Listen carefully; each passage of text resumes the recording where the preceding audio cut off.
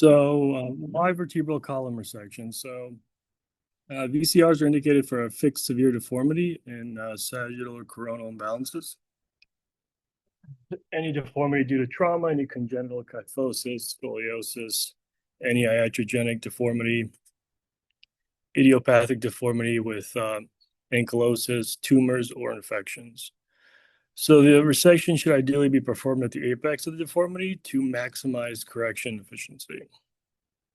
And in tumor or infection cases, resection is performed at the disease level. So I'm going to start off with an illustrative case here. It's a 48-year-old male, remote L1 fracture treated with posterior fusion in situ. Prior L4 to S1 anterior posterior fusion for stenosis and a spondy. A T10 to L1 decompression and fusion for thoracic myelopathy. And the patient presents with worsening kyphosis, back pain, and recurrent myelopathy after a fall. So standing scoliofilms demonstrate a severe sagittal deformity. CT reconstruction shows spondylosis above the fusion and prior fractures at L1-2 with robust fusion from T10 to sacrum. So radiologic assessment, every case requires 36-inch standing radiographs, MRIs, and CT scans. And you're assessing for the apex of the deformity, fusion mass thickness, desired corrections and translations in each plane, pelvic incidence, flexibility with bending, supine, prone, and bolster films. And preoperative planning determines the extent of resection, instrumentation length, and cage strategy. In terms of special equipment, neuromonitoring, C-arm, considering intraoperative navigation if needed, and there's certain companies that can do 3D printed sterilized models for distorted anatomy. So these are often revision cases, so traditional landmarks are often obliterated. In terms of positioning strategy, for thoracolumbar VCR is prone on a Jackson table, for cervical thoracic prone with Mayfield. You consider a hinge table for correction, legs flexed initially, elevated later, posterior iliac crest prep for autograft if needed, and then balanced traction with Gardner-Wells tongs, kidney supports, elevated chest padding to accommodate kyphosis. And two pictures on the right here, the one on the left shows Gardner-Wells tongs, and then the one on the right is a Jackson table set up with elevated chest pads and kidney support. So anesthesia neuromonitoring MAP goal is greater than 80. Total IV anesthesia with motor monitoring, and then considering paralytics during exposure. High dose TXA is very helpful if there's no hard indications. In terms of for a rigid deformity plus pre-existing neurologic compromise, you can consider stage decompression and correction. So these are long cases, so being mindful of the blood loss is important. Elective staging can improve safety. So approach and instrumentation principles, revision surgery is common. You want to create full thickness flaps, preserve fusion mass when possible, and then instrumentation consideration, monoaxial screws for controlled correction, fusion mass screws, satellite rods across your VCR, avoiding any necessary removal of any prior Harrington rods that they may have, and avoiding removing any sublaminar wires if possible. So the exposure before the vertebrectomy, you expose the posterior elements and fusion mass, and you place instrumentation at the plane levels before starting your resection. So picture to the right here shows posterior elements being exposed during resection, and again, landmarks are often distorted, referring to your intraoperative CT. So you perform a wide decompression and cranial to caudal to your VCR. Your goal is to prevent neural impingement during correction, removing fusion mass as needed, and then ensuring that you're oriented at all times. And picture to the right, they've placed temporary rods to stabilize the construct during their decompression. Posterior element resection, you're resecting your lamina, your TPs, facet joints down to the pedicles, and exposing your exiting nerve roots. So your thoracic nerve roots, they may be ligated at the index level, one above and one below. You clamp temporarily before resection, monitor neuromonitoring continuously, and then risk here is the altered vascular supply, so ensuring that you're not damaging significant vascular supply to your spinal cord. Ventral dissection, you'll remove your rib heads and you'll develop a periosteal plane along the vertebral body. Your goal is here to protect the pleura and any vessels. You can place a malleable retractor between your vertebral body and your vessels. And temporary rods should be placed before your body resection. Picture to the right shows a curette entering the vertebral body after they've done their pedicle subtraction. Next step is your vertebral body decancellation. So performing your transpedicular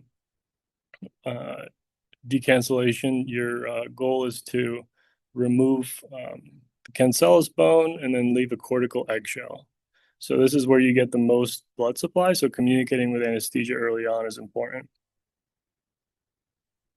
Here's a couple pictures on the right demonstrating that. They're using a burr to remove the vertebral body with a subperiosteal retractor placed to protect the pleura and the vessels. And then they follow that up with a curette.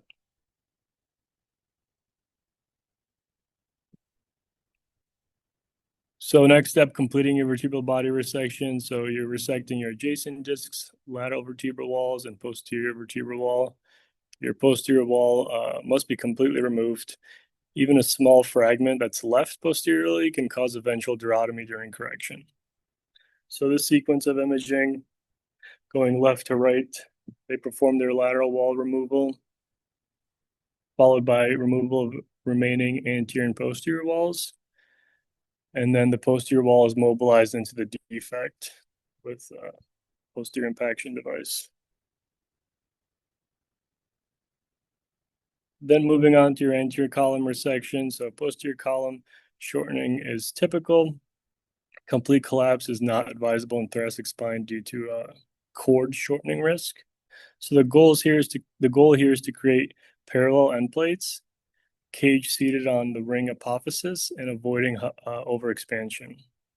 And you can supplement your anterior fusion with autograft, BMP, or PET cancellous bone.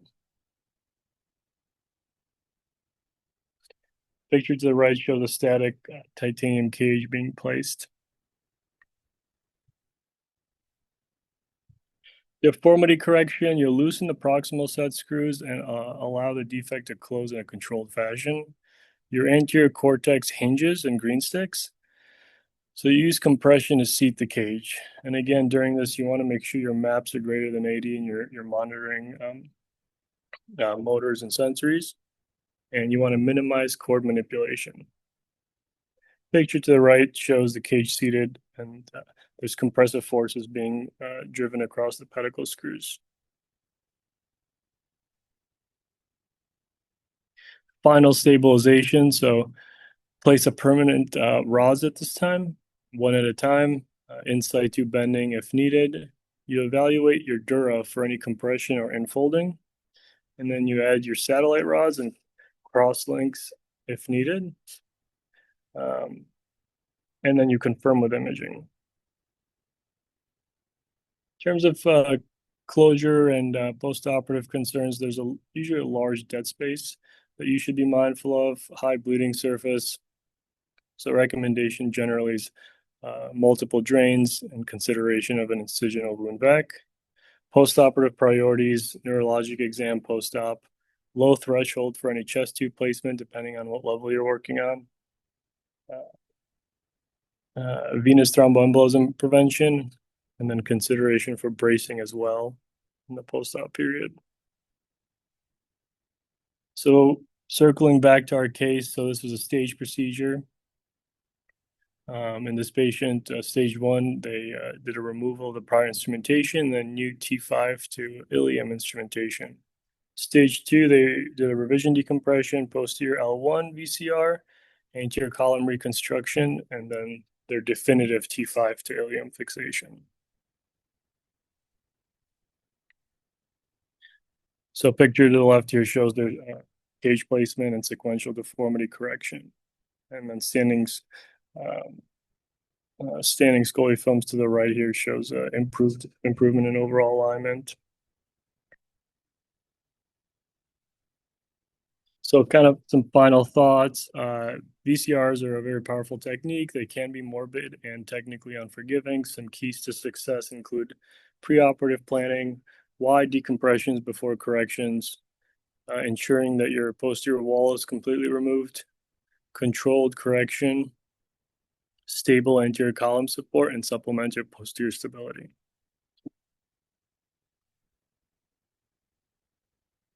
So there's low margin for error for these VCRs. So because you're temporarily destabilizing the spine, you're mobilizing your spinal cord, and you're reconstructing the spine under physiologic stress. So minor lapses can have some major consequences. Some of that include incomplete posterior wall removal can lead to ventral cord impingement during correction. Excessive posterior column shortening can lead to spinal cord ischemia. So the thoracic spine doesn't tolerate shortening beyond 1 to 2 centimeters very well. Any unrecognized coagulopathy can lead to uncontrolled blood loss. Misjudging your cage height can lead to loss of alignment or overall neurologic compromise. And then over-reliance on navigation as anatomy is mobilized, which can throw your navigation off. So unlike routine deformity corrections, VCR requires continuous spatial orientation, direct palpation, disciplined incremental correction, ongoing neuromonitoring vigilance, and strict hemodynamic control. So the goal here is controlled destabilization followed by precise reconstruction. Thank you.